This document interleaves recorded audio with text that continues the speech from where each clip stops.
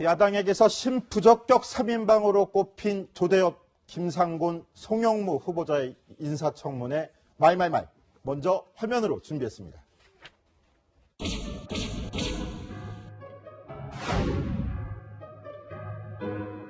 월 3천만 원에 해당하는 그 합당한 대우를 받았다 이렇게 생각하십니까? 좀 과한 대우를 받았다고 생각하십니까? 저도 깜짝 놀랐습니다. 유치원에 근무하면서 소득에 대한 전혀 언지를 안 받고 근무를 시작했습니까? 그런 협상이라든가 무슨 얘기는 전혀 없었습니다. 석사학위논문 82년도에 쓰셨는데요. 표절했습니다. 출처 표시나 인용 표시. 아예 논문 전체에 인용 표시는 하나도 없어요. 당시의 기준과 관행으로 보면은 전혀 잘못된 부분이 없다라고 이제 생각을 합니다. 한국 여론방송 사회이사에 취임한 적 있어요, 없어요? 두 차례에 걸쳐서 인감을 건네주고 사회이사로 등재되었다는 사실을 제게 확인시켜 준 바가 없었고요. 후보자께서 그 회사에 대해서 아무것도 모르는 상태에서 내 제자가 하는 회사가 하나 있는데 이거 한번 맡아보겠냐. 누가 그걸 한다고 그럽니까? 그때 경영을 부탁했던 분들도 저와의 신뢰라든지 이런 것들을 바탕으로 저걸 했습니다. 후보자님. 예, 청문회 전국 보다 자세히 짚어보겠습니다. 먼저 송영무 국방장관 후보자 얘기인데요. 자, 강병규 기자. 예. 송영무 후보자 본인이 음주운전을 했던 과거 사실 드러났는데 이번에는 또 음주운전을 다른 사람이지만 무마하려고 했다 이런 추가 의혹이 제기됐어요. 예, 그렇습니다. 송영무 국방부 장관 후보자가 경남 진해에서 음주운전에 단속된 지 4개월 만에 다시 서울에서 음주운전이 적발돼서 동기생의 음주운전에 옆에 동승했다는 사실이 적발이 돼서 이를 무마했다는 의혹이 제기가 됐는데요. 생각해보면요. 송 후보자가 지난 청문회에서 해군 동기의 음주운전 무마에 앞장섰느냐 하는 질문에 절대 아니다라고 답하지 않았습니까? 그런데 자유한국당이 이에 질세라 금품위 오간 정황이 담긴 통화 내용까지 새롭게 공개한 겁니다. 어떤 내용인지 먼저 들어보시겠습니다. 제가 금품을 제공을 했다거나 문서를 파쇄하는 지시를 했다거나 의혹을 제기하는 걸 멈추게 했다거나 군인의 길을 성실히 걷던 사람으로서 절대 그런 일은 없었습니다 하고 말씀 올립니다. 지금 국방부 장관 후보자로 나온 송영무가 정부 상황실장으로 이게 91년도 8월경 얘기입니다. 만취로 서울 노량진 경찰서에서 음주운전으로 붙잡혀가지고 참 도와달래서 제가 파출소에 가서 딱 보고선 나는 더 이상 관여하기 싫으니까는 네가 봐주려면 봐주고 해라. 그래서 이제 저는 그냥 대면만 하고 그냥 나왔거든요. 나왔는데 그 이후에 이 친구가 한지는 소리가 잘 해결됐으니까 식사 한번 하시죠. 네네. 그러더니 오늘날까지도 식사를 같이 못했습니다. 경찰관들은 무슨 그런 게 있으면 전체 입을 다 막아야 됩니다. 자기네 조에 대한 입을 다 막아야 되기 때문에 얼마 금액을 요구해가지고 다 입을 봉한 모양이더라고요. 6만 원 이제 50만 원 이제 하여튼 50 이상으로 들었습니다. 네, 좀 더 간략하게 사건을 설명해 드리겠습니다. 큰 화면 보시고 설명드리겠습니다. 때는 1991년 7월로 거슬러 올라갑니다. 당시 이 노량진역 인근의 파출소에 송영무 당시 해군 종합실장과 이 동기가 함께 술 냄새를 풀풀 풍기면서 파출소에 앉아 있었습니다. 당시 그러니까 이 동기생의 음주 운전이 적발이 됐었고 그 옆에 같이 술이 취한 채 송 후보자가 앉아 있었다라는 그 사실인데요. 둘 다 당시의 계급은 대령이었고요. 그런데 이를 무마하기 위해서 이 송 후보자가 직접 단속 경찰관에게 사건 무마를 종용하기 위해서 사건을 무마시켜달라며 돈을 지불했다는 의혹입니다. 그리고 이 사실은 이 의혹은 단속경찰관과 국민학교 선후배 사이였던 방금 목소리를 들으셨던 예비역 해군 원사 P씨의 귀에 들어가게 되고요. 이 모든 전말이 이 P씨의 증언을 통해서 밝혀지게 된 겁니다. 이런 의혹은 인사청문회에서도 불거졌었는데 방금 들으신 것처럼 송영무 후보자 절대 그런 일은 없었다고 말씀드린다 이렇게 해명을 했었습니다. 그런데 그 직후에 오늘 이 증언이 또 녹음 파일로 공개가 된 겁니다. 최석호 기자, 이 녹음 파일에 대해서 송영무 후보자 측도 해명했죠. 뭐라고 합니까? 네, 그렇습니다. 이거 뭐 절대 그런 사실이 없었고 이것을 보도한 언론사에 대해서 명예훼손 등으로 법적 대응을 하겠다고 밝혔습니다. 그런데 이게 28일 날 김학용 자유한국당 의원이 터뜨린 사건이거든요. 하지만 그 당시에도 음주운전도 무마 청탁도 절대 없었다면서 김학용 의원이 나에게 사과까지 해놓고 또다시 추가 음주운전 의혹을 또다시 제기했다면서 당시에도 명예훼손으로 걸겠다 이렇게 이야기를 했습니다. 그런데 송 후보자와 송 후보자의 동기가 음주 상태로 파출소에 있었다. 그리고 돈이 오갔다.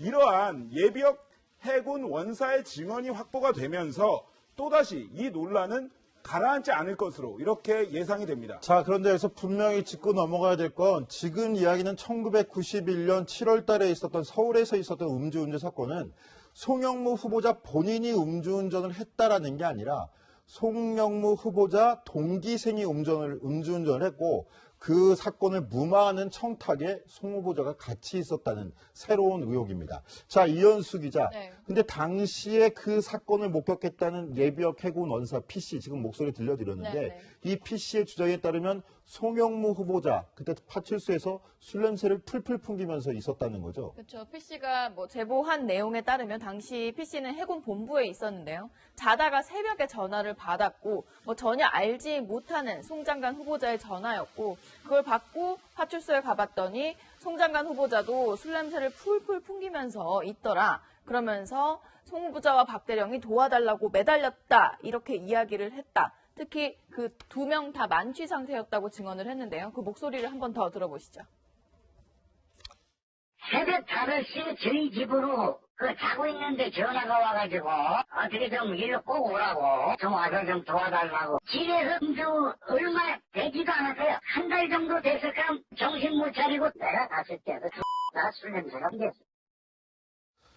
자, 송영무 후보자가 새벽에 도와달라 전화를 해서 술 냄새를 풀풀 풍기며 읍소했다는 건데요. 자, 그렇다면 송영무 후보자는 동승을 했고 정작 음주운전했다는 동기생 처벌은 받았습니까? 이 동기생은 뭐라고 하는지 입장이 나왔나요? 예, 동기생은 이렇게 이야기를 했습니다.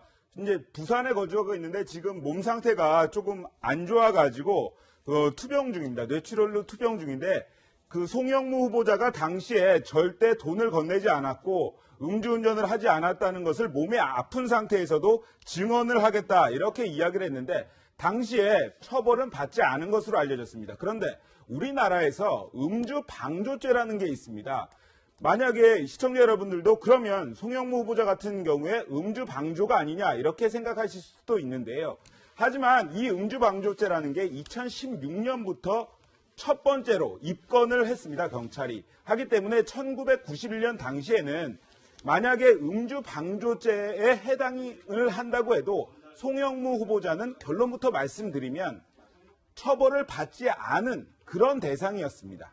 근데 음주 방조죄가 문제가 아니라 지금 매수하는 현장에 가담한 게 아니냐 이런 의혹이 문제가 되고 있는 거 아니겠습니까? 근데 그것을 파헤쳐 보려면 당시 상황에 대해서 증언을 또 받아야 하고 그런데 저 원사 P씨의 얘기만 듣고 과연 26년 전의 사건을 우리 경찰이나 뭐 검찰이 어떻게 다시 조사를 할 수 있을까? 이 부분에 대해서는 약간 회의적인 그 분위기가 조성되고 있습니다. 강병규 기자한테 그럼 이거 한번 다시 여쭤볼게요. 네. 음주운전을 했다는 동기생 당시에 처벌을 받았습니까?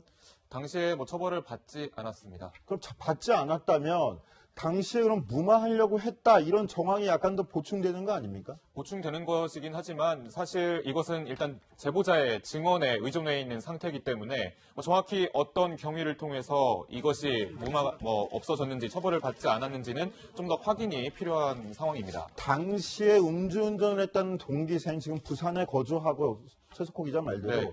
뇌출혈을 알아가지고 몸 건강 상태는 안 좋다고 하지만 어찌된 일인지 좀 명명백백하게 밝힐 필요도 있을 것 같고 또 당시에 파출소에 근무했던 사람들도 한번 확인해 볼 필요는 있겠네요. 이런 부분들 저희가 취재하는데도 어느 정도 좀 이렇게 뭐 여력이 될지는 모르겠지만 본인 스스로도 의혹을 풀기 위해서 이런 부분을 스스로 밝히려고 노력하는 것도 좀 중요한 측면이 되겠네요. 그렇죠. 예. 예, 이런 가운데 진실 공방으로 번지는데, 자, 군에서 이런 의혹들이 새어나간 정황을 파악하려 하고 나섰다. 이건 무슨 일입니까? 그러니까 그게 문제입니다. 제가 여러 번 말씀을 드리지만 정윤회 문건 사건이 문제가 됐을 때 박근혜 정권에서는 그 문건의 진위 여부를 파악하기보다는 유출이 어떻게 됐는지를 먼저 파악을 해서 그것이 유야무야 결국은 국정농단 사태까지 이르렀습니다. 하지만 요번에도 또 마찬가지입니다. 군 내부에서 송 후보자가 장관이 되는 것을 막으려는 군 내부 특정 세력이 기밀 자료를 유출했을 가능성이 있다. 이렇게 이야기를 하면서 기무사가 실제로 이 유출 경위를 조사 중에 있거든요.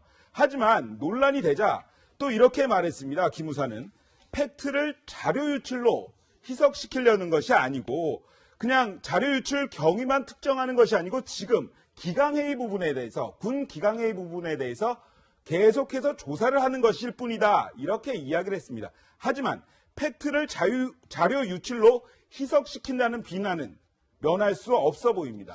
네, 이에 대해서 야당들도 또 가만히 있지 않았습니다. 일제히 비난하고 나섰는데요. 먼저 들어보시죠. 문재인 정부는 이번 청문회에서 국회 증언감정법에 보장된 가장 기본적인 검증 자료 제출마저 거부하면서 사실상 청문회를 방해해 왔는데 이젠 제보자까지 색출하겠다고 나선다면 국회와 법을 무시하고 군의 재갈을 물리려는 시도로 밖에 볼 수 없습니다.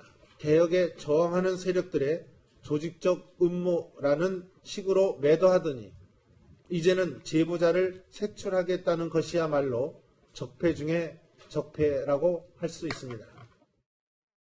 송영무 후보자의 경우는 음주운전 은폐 의혹이 있었습니다만 두 번째는 본인이 동료 박 대령이 운전했다고 미루고는 있습니다만 돈으로 무마했다는 그런 증언이 나와 있고 도저히 국방부 장관이 될 수는 없는 그런 사람입니다.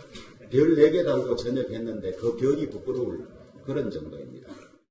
후보자 검증 자료 유출에 대한 조사가 후보자의 비리를 덮기 위한 수단이 되어서는 결코 안 됩니다. 송영무 후보자는 더 늦기 전에 자진 사퇴할 것을 거듭 촉구합니다. 이현수 기자, 야당들도 일제히 그 부분을 비난하고 나섰는데 군에서 이렇게 인사청문회 자료를 따로 조사한 적이 있었나요? 제가 기억하기로는 바로 생각나는 건 없는데요. 그래서 이렇게 더 야당이 화를 내고 있는 것 같습니다. 실제로 이게 뭐 민간인에 대한 부분도 아니고 국방장관 후보자로서 국회에서 청문회를 하는 데 필요한 자료인데 이렇게 뭔가 유출 수사를 한다고 하면 앞으로 검증을 어떻게 하라는 거냐라는 이야기가 절로 나오는 상황인데요.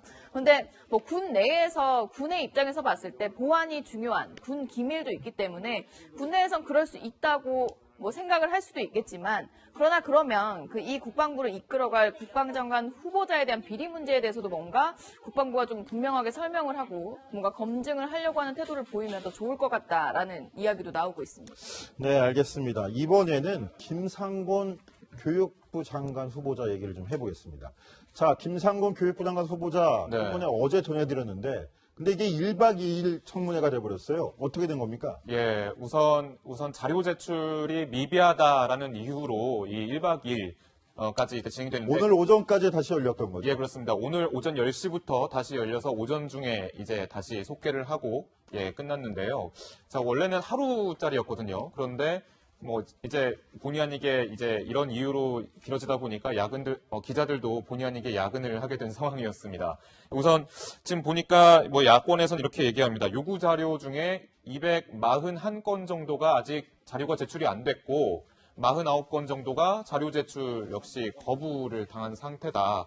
그렇기 때문에 상당히 질타가 이어졌는데 유성엽 교문위 위원장도 직접 버르장머리를 고쳐야 된다라면서 이렇게 실제 이 청문회를 쉽게 끝내지 않겠다라는 의지를 밝히기도 했습니다. 그렇기 때문에 오늘 새벽이죠. 오늘 새벽 1시쯤, 한두 시쯤 끝난 이 정회가 되고 오늘 오전 10시부터 또 한 차례 다시 열리게 됐습니다. 네, 특히 야당에서 좀 화가 났던 부분은 김상곤 후보자가 논문 표절에 대해서 뭔가 사과를 하거나 그런 표현 없이 문제가 없다. 야권의 계속된 지적에도 문제가 없다라는 말만 반복을 했기 때문인데요. 그런데 뭔가 8시간 만에 청문회가 좀 길어져서일까요? 김상곤 후보자의 말이 조금 달라졌습니다. 그 목소리도 한번 들어보시죠. 당시의 기준과 관행으로 보면은 전혀 잘못된 부분이 없다라고 이제 생각을 합니다. 충분한 설명과 답변이 되지 못한 부분에 대해서는 송구스럽게 생각하면서 널리 양해를 부탁드리고자 합니다. 네, 김상곤 후보자 야권이 제기한 표절 의혹에 대해 논문 표절 의혹에 대해서 그때 당시에 관행이었다, 떳떳하다, 어제 청문회까지만 해도 이렇게 얘기를 했다가 오늘 1박 2일째 청문회에서는 송구하다. 약간은 자세를 낮추는 모양새였습니다. 자, 그런데 오늘 열린 인사청문회에서도 또 다른 논란이 있었는데요. 어떤 이야기입니까, 최석호 기자? 예, 지금 장관 후보자들마다 굉장히 각종 의혹을 두고 여야가 지금 대립하는 상황이 아니겠습니까? 하기 때문에 여야 의원들의 신경전도 굉장히 날카로워지고 있습니다. 이 밖에 여야가 인사청문회 대상이 아닌 보좌관 때문에 신경전을 벌이고 있기도 했는데요. 버르장머리가 없다, 이러한 말까지 나왔습니다. 국민들의 보는 국회 청문회장에서 왜 이런 얘기까지 나왔을까? 화면으로 한번 직접 확인해 보시죠. 네, 저희가 지금 국민들과 교육부의 수장을 청문하는 자리입니다. 운동경기장이 아니지 않습니까? 근데 지금 저 뒤에 잠깐 일어나 보세요. 두 분, 남녀 두 분. 일어나 보세요, 두 분. 누구십니까? 여기 좀 구경 왔어요? 큰 소리 떠들고 조롱하고 둘이 앉았어요. 이게 지금 청문회장에서 할 수 있는 일입니까? 두 분은 좀 밖으로 보내주시기 바랍니다. 예. 네, 부탁드리겠습니다. 버르장머리 없다니요. 국가공무원들입니다. 버르장머리 없다는 표현 맞습니다. 국회의원들이 지금 발언하는데 저 큰소리 다 들리게 이야기하는 게 버르장머리 있는지 뭐예요, 이게? 정장을 하셔야죠. 네, 분위기가 저만큼 이렇게 살벌하다고 해야 될까요? 그 여야가 굉장히 신경이 날카로운 상황에서 작은 소음 하나, 또 보좌관들의 거슬리는 말투 하나가 저렇게 또 사건을 크게 만들 수도 있겠군요. 그렇습니다. 한성교 의원의 보좌진들이었는데 한성교 의원 뒤에서 좀 시끌시끌했나 봅니다. 그랬더니 이제 김상곤 후보자를 두고 굉장히 날카로운 상황에서 표창원 의원이 뭐 하는 거냐 이렇게 이야기를 하니까 계속 이제 논란이 됐던 부분입니다. 네, 저런 정치권에서는 주변의 말 한마디가 또 큰 사건이 될 수도 있으니까요. 저런 부분 꼼꼼히 챙겨주셔서 고맙고 더 노력해 주시기 바라겠습니다.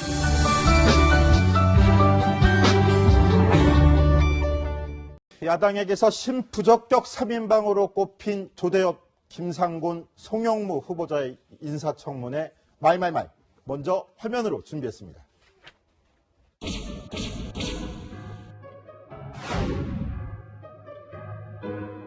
월 3천만 원에 해당하는 그 합당한 대우를 받았다 이렇게 생각하십니까? 좀 과한 대우를 받았다고 생각하십니까? 저도 깜짝 놀랐습니다. 유치원에 근무하면서 수고득에 대한 전혀 언지를 안 받고 근무를 시작했습니까?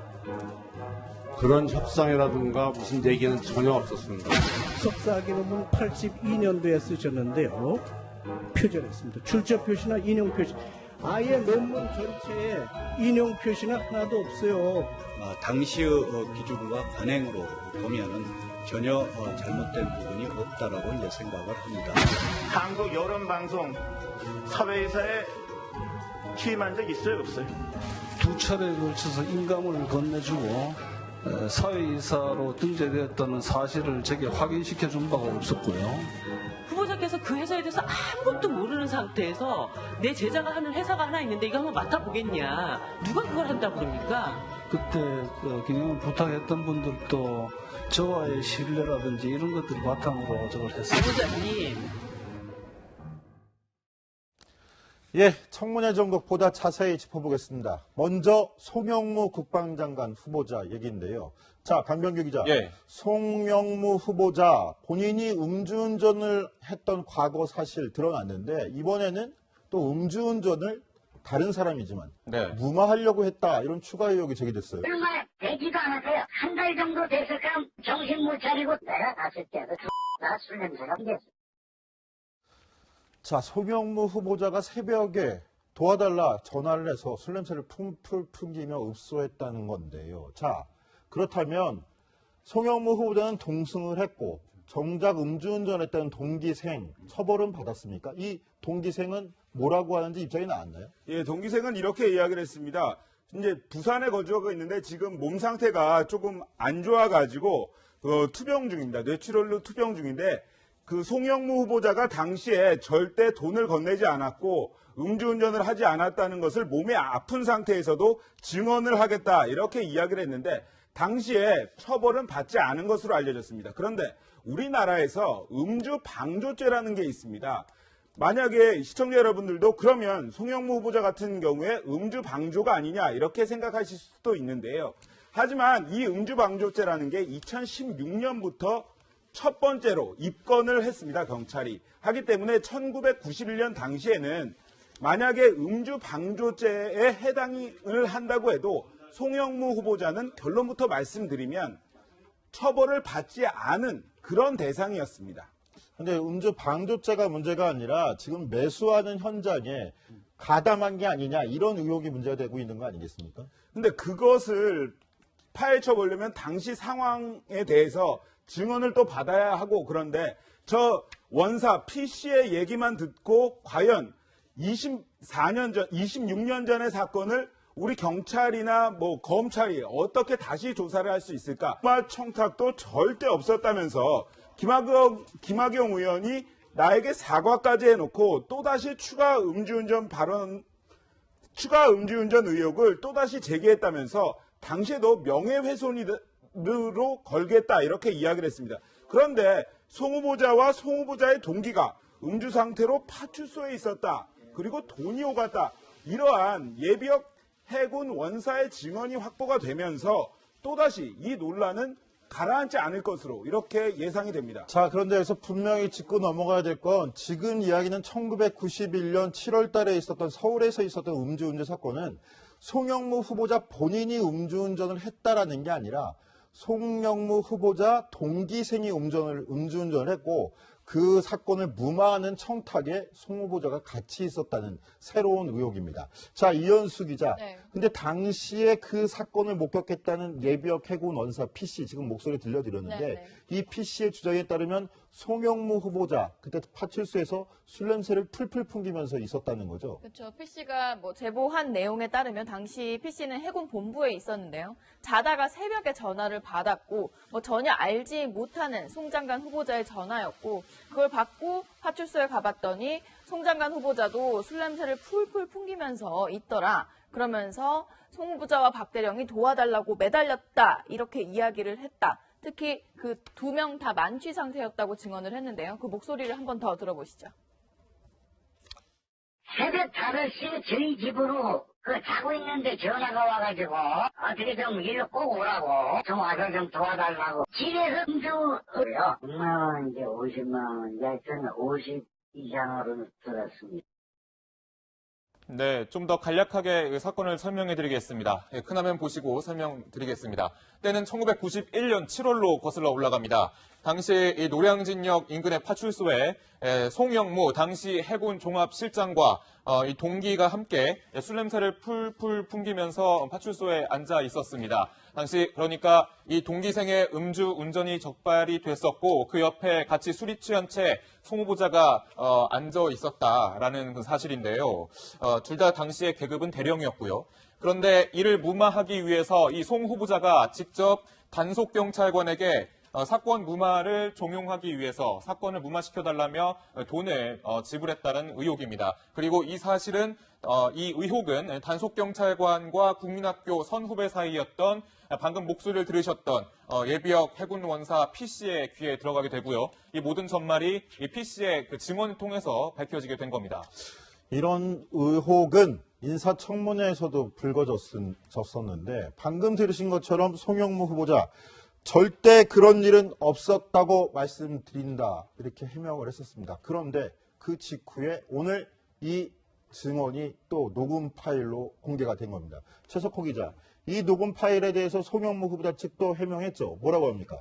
네, 그렇습니다. 이거 절대 그런 사실이 없었고 이것을 보도한 언론사에 대해서 명예훼손 등으로 법적 대응을 하겠다고 밝혔습니다. 그런데 이게 28일 날 김학용 자유한국당 의원이 터뜨린 사건이거든요.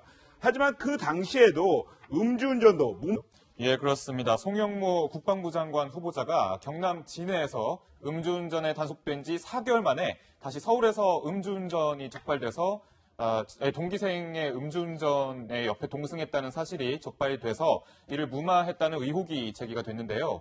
생각해보면요. 송 후보자가 지난 청문회에서 해군 동기의 음주운전 무마에 앞장섰느냐 하는 질문에 절대 아니다라고 답하지 않았습니까? 그런데 자유한국당이 이에 질세라 금품위 오간 정황이 담긴 통화 내용까지 새롭게 공개한 겁니다. 어떤 내용인지 먼저 들어보시겠습니다.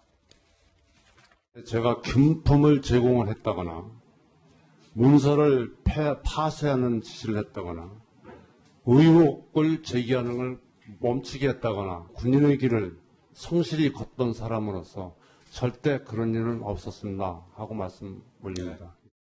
지금 국방부 장관 후보자로 나온 송영무가 홍보 상황실장으로 이게 91년도 8월경 얘기입니다. 만취로 서울 노량진 경찰서에서 음주운전으로 붙잡혀가지고 좀 도와달래서 제가 파출소에 가서 딱 보고선 나는 더 이상 관여하기 싫으니까는 네가 봐주려면 봐주고 해라. 그래서 이제 저는 그냥 대면만 하고 그냥 나왔거든요. 나왔는데 그 이후에 이 친구가 한지는 소리가 잘 해결됐으니까 식사 한번 하시죠. 네네. 그러더니 오늘날까지도 식사를 같이 못했습니다. 경찰관들은 무슨 그런 게 있으면 전체 입을 다 막아야 됩니다. 자기네 조에 대한 입을 다 막아야 되기 때문에 얼마 금액을 요구해가지고 다 입을 봉한 모양이더라고요.